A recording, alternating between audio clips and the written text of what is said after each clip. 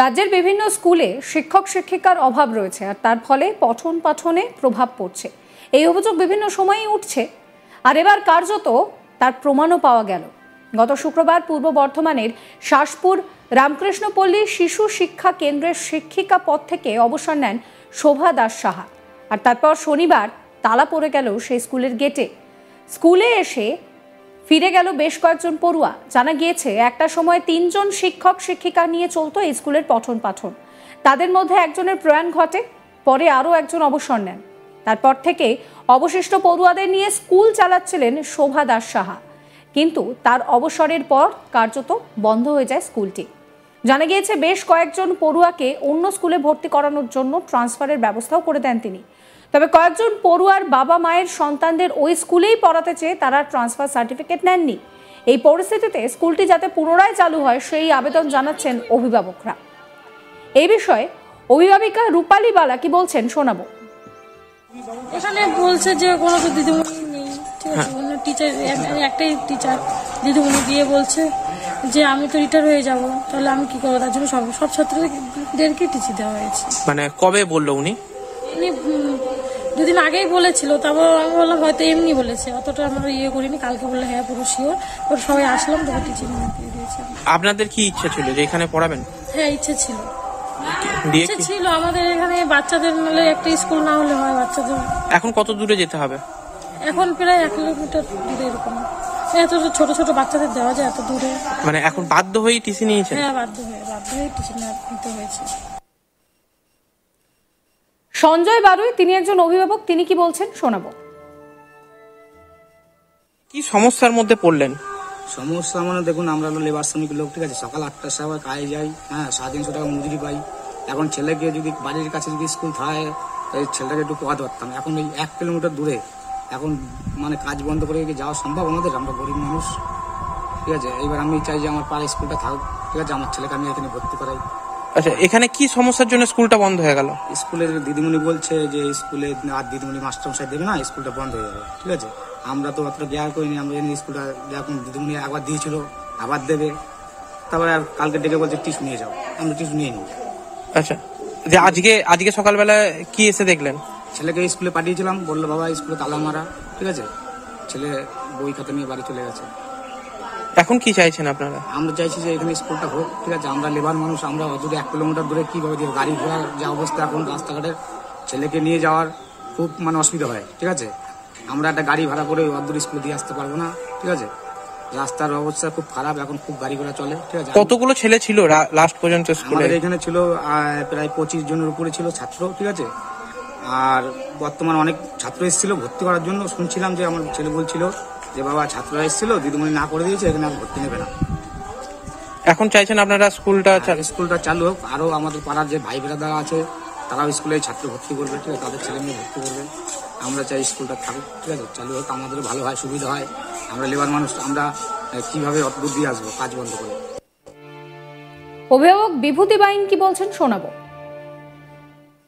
সমস্যা হয়েছে এই স্কুলে? এই স্কুলের সমস্যা হয়েছে বলতে আমরা অতটা জানতাম না যে এই স্কুলটা বন্ধ হয়ে যাবে। তো কালকে আমাকে দিদিমণি ফোন করেছে যে স্কুলে আসো, টিসি নিয়ে যাও। কিসের জন্য? ছুটি করবে, মানে বন্ধ করবে। তো আমি এসে জিজ্ঞেস করলাম যে এই স্কুলে টিসি নেবো কেন। তখন বললো যে এই স্কুলে দিদিমণি নেই, কেউ নেই, স্কুলটা বন্ধ হয়ে যাবে, যার জন্য টিসি নেওয়ার কথা বলছে। তো আমি এখনো টিসি নিইনি। আমি চাইছি যে এই স্কুলে আমার মেয়ে পড়ছে, আর আরো 2-3 বছর পড়বে, তারপরে 4 পর্যন্ত পড়ে আমি অন্য স্কুলে নেব।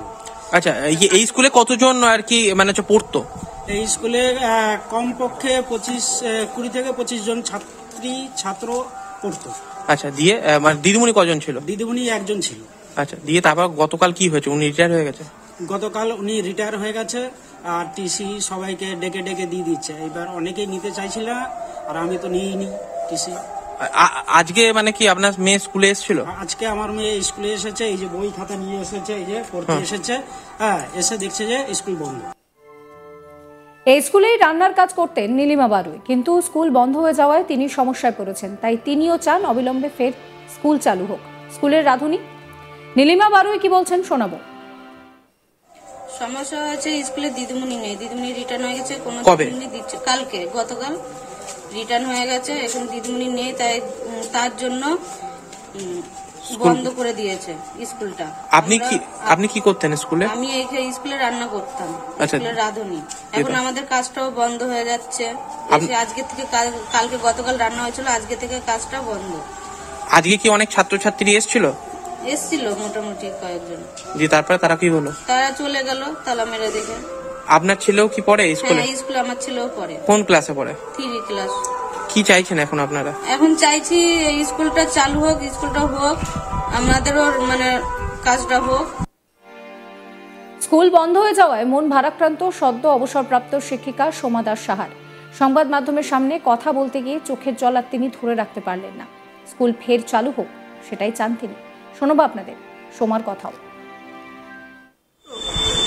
ওই স্কুলটাকে আমরা হাতে করে করেছি, স্কুলটা চলুক এটা আমি অবশ্যই চাই, স্কুলটা চলুক এটা আমি অবশ্যই চাই। কতজন ছাত্রছাত্রী ছিল আপনার স্কুলে? ক্লাস 18 জন ছিল। আচ্ছা, দি তারপর স্কুলটা বন্ধ হয়ে গেল। কবে থেকে বন্ধ? আজ থেকে? আজকে থেকে কালকে রিটায়ারমেন্ট হয়েছে, 28 তারিখে আমার রিটায়ারমেন্ট ছিল। হ্যাঁ, তার বন্ধ। সকলকে কি মানে টিসি দিতে পেরেছেন? সবাইকে টিসি দিতে পারিনি, কয়েকজন বাকি আছে। কি দাবি তাদের? তাদের দাবি অবশ্যই স্কুল কাজ চালু হোক। আপনি কি করে স্কুলটা চালানোর জন্য কোনো জায়গায় আবেদন কিছু করেছিলেন? আমি অফিসে জানিয়েছিলাম স্কুলটা চালানোর জন্য। আর আমার সব থেকে একটা কথা, গুরুত্বপূর্ণ কথা হচ্ছে, যে ব্যক্তি উদ্যোক্তা হয়েছে তাকেও আমি আগেও বলেছিলাম। কি উদ্যোক্তা? এই যে গার্জিয়ানটা বলছে, সে তো আগে থেকে করলে জিনিসটা খুব ভালো হতো, আমি টিসিটা আনতাম না। বুঝতে গেছে? আচ্ছা, সে গিয়ে ঊর্ধ্বতন কর্তৃপক্ষ কি বলেছে আপনাকে? টিচার নেই, কোত্থেকে দেবে? টিচারই তো নেই। আপনি কতদিন ধরে এই স্কুলটা চালাচ্ছেন? 20 বছর প্লাস হলো চালাচ্ছেন। 2005 সালে। আর তার আগে কতজন শিক্ষক শিক্ষিকা ছিল? তার আগে 2 ছিল, 3 ছিলাম আমরা, একজন মারা গেলেন, তারপরে 2002 সালে একজন রিটায়ারমেন্ট হয়ে গেল, তারপর থেকে আমি একা। মোট 18 জনকে নিয়ে চালাচ্ছিলেন? না 18 জন না, প্রথম অনেক স্টুডেন্ট ছিল ওখানে, লাস্ট 96 ছিল স্টুডেন্ট। আচ্ছা, আর এবছরও কি আরো নতুন করে ভর্তি হতে এসেছিল? এবারেই ভর্তি হতে বেশি এসেছিল এই বছরের থেকে। কতজন ভর্তি হতে এসেছিল? প্রায় 8-10 জন আপনারা ভর্তি হতে এসেছে, কিন্তু কাউকে ভর্তি নেওয়া যায়নি। ভর্তি নেওয়া যায়নি। আপনি কি চাইছেন এখন স্কুল চালু? অবশ্যই আমার স্কুলটা চালু হোক, চলুক। আমার রাঁধুনি গুলো একটা অল্প বয়সী মেয়েরা, ওরা কাজটা চলে গেল, আর চললে আমার ভালো লাগবে। স্কুলটাকে আমার হাতে করা স্কুল, তো এই স্কুলটাকে আমরা হাতে করে করেছি।